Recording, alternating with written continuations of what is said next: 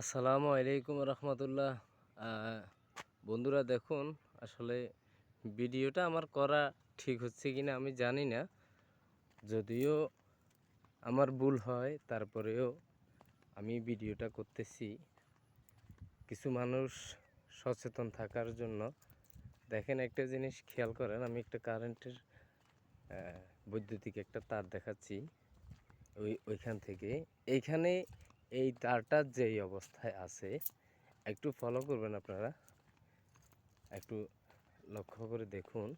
আমি আসলে মানুষ ভিডিওতে অনেক সময় লাইভে এসে কীভাবে কথা বলে, আমি আসলে এই সিস্টেমগুলো জানি না।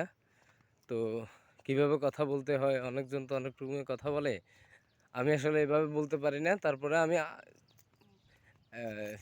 আপনাদের সামনে এটা একটু মানে আপনাদেরকে জানানোর জন্য কিছু মানুষ